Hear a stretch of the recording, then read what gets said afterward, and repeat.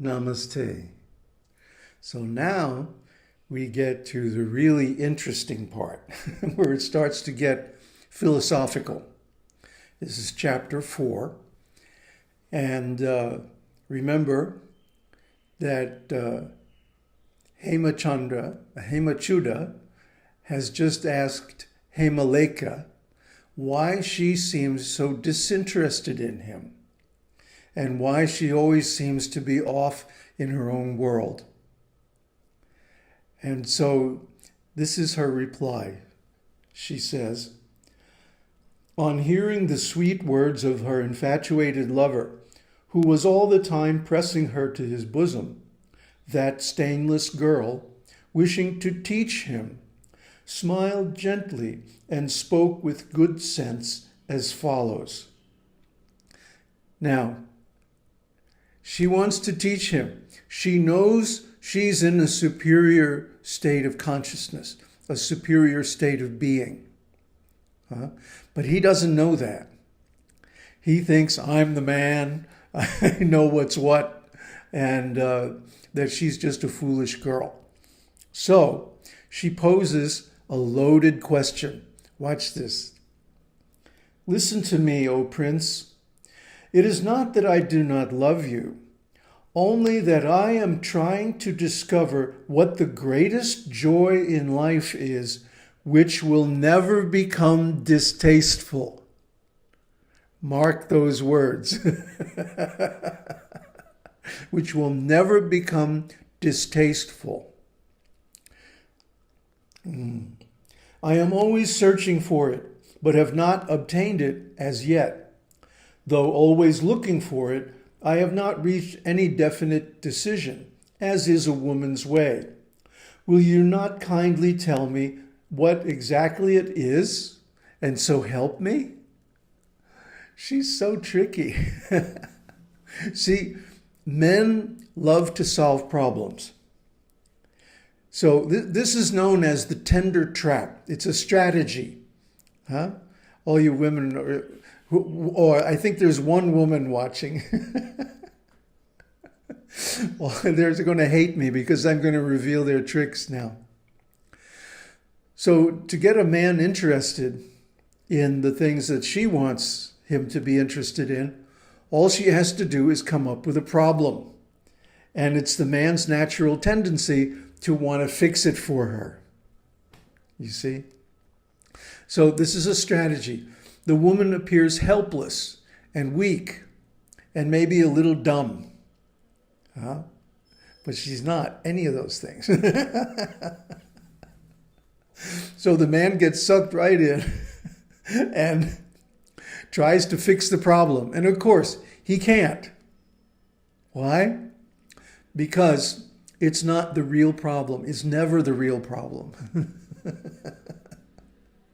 The real problem is she wants to gain the upper hand in the relationship. And she does by means of this strategy. So watch and see. Being thus coaxed, Hemachuda laughed derisively and told his beloved, women are indeed silly. For do not even the birds and beasts, nay, the crawling insects, know what is good and what is bad? Otherwise, how are they guided in the pursuit of good, and how do they escape from bad? That which is pleasing is clearly good, and that which is not so is bad. What is there in it, my dear, that you are always given to thinking about it? Is it not silly? So here's the man's easy, quick, cut and dry solution. Whatever is pleasing is good. Whatever is not pleasing is bad. Well, this is animal consciousness. Pashu. He's an animal. Pashu means attachment. He's attached to his senses. So he's saying, whatever pleases the senses is good, and whatever doesn't is bad. But wait a minute. What about learning? What about training? What about cultivation? For example, he's a kshatriya. He's trained in martial arts. martial arts are difficult, sometimes painful. The training is very severe and strict. It does not feel good. So does that make it bad? See? This is only one of many possible arguments against his position. But anything which seems good in the present often later becomes bad, and the other way around. See, if you persist in your martial arts training, you'll become a great fighter, and then you can win victories, and that's good, right? So this is the problem. See, there are two kinds of pleasure. Shreyas and prayas, they're called in Sanskrit. Prayas means immediate pleasure.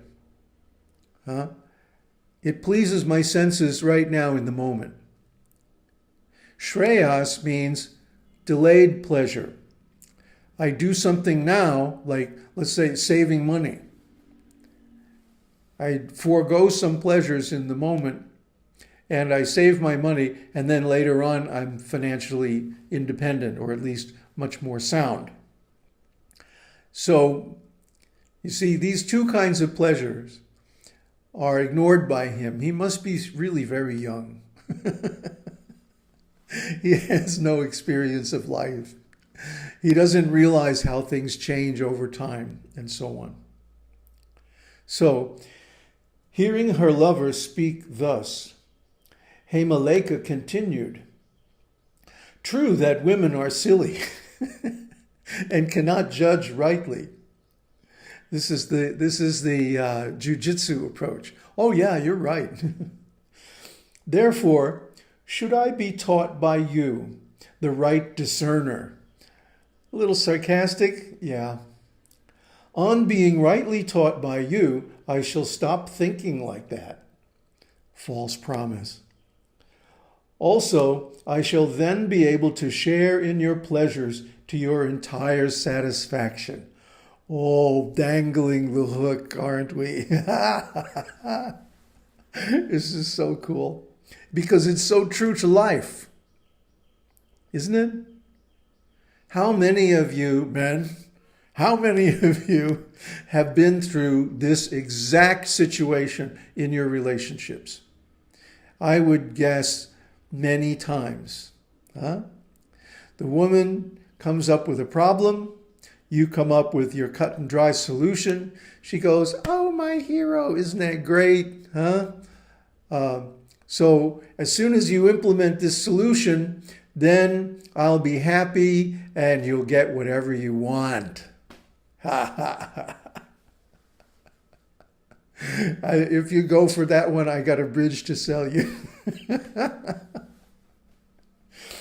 O king, she continues, subtle judge that you are, ignorant whip-snapper that you are, you have found happiness and misery to be the results of what is pleasing or otherwise. But, here's the kicker, the same object yields pleasure or pain according to circumstances. Where is, then, the finality in your statement? Oops. She's found the hole in his reasoning, which is big enough to drive a fully armed war chariot through. So she's going to go on and explain this. Take fire, for example. Its results vary according to seasons, the places, and its own size or intensity. It is agreeable in cold seasons and disagreeable in hot seasons. Pleasure and pain are, therefore, functions of seasons, similarly of latitudes and altitudes. Again, fire is good for people of certain constitutions only, and not for others. Still again, pleasure and pain depend on circumstances. So she's shot down his whole argument, right? Very easily, because it wasn't a very strong one to begin with. He's saying, well, whatever feels good, do it. Hippie philosophy, dog philosophy, actually. And she's saying, well, but I'm searching for that thing which always gives pleasure, which is never displeasurable. But anything you can name, any object, anything, is sometimes pleasurable, sometimes displeasurable. And as Buddha pointed out, sometimes neither. So, how can you say that anything in this world, any object, any phenomenon, any perception is always going to be pleasurable? You can't. You can't. See, this is like our series on the truth about the truth about the truth. You start out with a very simple question, what is the truth? And then you find out there are all these deep metaphysical dimensions to it. Well, the same with enjoyment. This is just taking a different route to the same conclusion. The same reasoning applies to cold, to riches, to sons, to wife, to kingdom, and so on. See how your father, the Maharaja, is daily worried, even though he's surrounded by wife, children, and wealth. Why do not others grieve like this? What has happened to enjoyments in his case? He is certainly on the lookout for happiness. Are not his resources all directed to that end? No one seems to possess everything that is sufficient for happiness. This is the punchline. Whatever you possess, wife, children, wealth, kingdom, power, anything, beauty, knowledge, talent, fame, renunciation, sometimes is going to be pleasing and sometimes not. In my own case, these video series, I tell you what, sometimes sometimes it seems to me like just an incredible waste of time. Here I am putting all this work and all this expense into it. I used to put even a lot more work and a lot more expense. I had a really good camera, an iMac. I was doing graphics and animation. Look at some of the earlier series. And then I realized, well, nobody's getting it. Nobody's making comments. Nobody's getting in contact. What to speak of coming to see me or actually studying this stuff? We have a private group of serious students, right? And I posed them a challenge. I said, here's a 3-minute ceremony of glorification of the Guru. So who can send me a videotape of them doing this ceremony? It's got like 3 shlokas, and 1 offering and some obeisances. That's it. I mean, I learned, when I first came to the temple, I learned this ceremony in like 2 or 3 days, right? So it's been almost a month now. Nobody has replied to my challenge. So you see, people don't take this seriously. They take it like entertainment. So I said, okay, well, I'm not going to put a lot of emphasis or a lot of resources into this anymore. I'm just going to do plain, straight up iPhone videos and upload it straight without any effects or complicated editing. What you see is what you get, okay? And it's less burden on me. It's not so nice for you. But hey, if you're just going to take this as entertainment, I mean, that's not how I view it at all. The way I view this series is as a postgraduate level course in spiritual life. And if you go back to the beginning and you go through all the series from the beginning, you will find you can't compare it to anything else that's out there. It just is no comparison. I'm giving the whole background, the whole philosophy, the practices, and everything that led me to enlightenment. And they can also work for you. So the point here is that nothing you possess is always going to make you happy. Sometimes doing these videos is a pain in the ass. I get up in the morning dreading it. Sometimes it's fun, and it changes for no reason at all that I can see.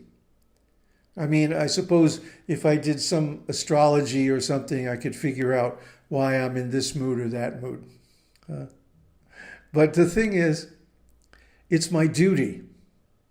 I do it because I'm in a certain position, a certain state of being.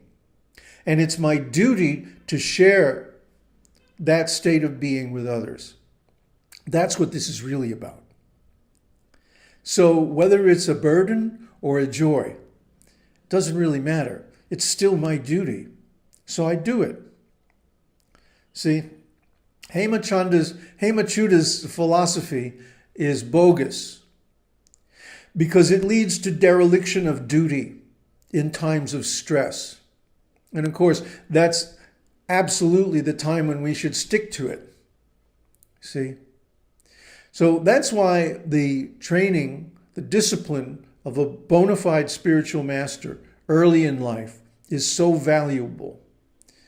Because there are certainly so many times when I wanted to quit my training, quit my discipline, and just go back to being a musician, taking drugs and hanging out and whatever.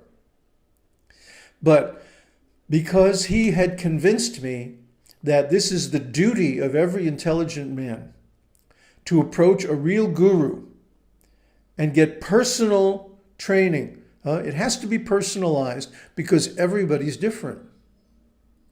My case, the nonsense that kept me from realizing the self is going to be different from yours and different from everybody else's. You have to be able to submit your doubts for correction and clarification of your understanding.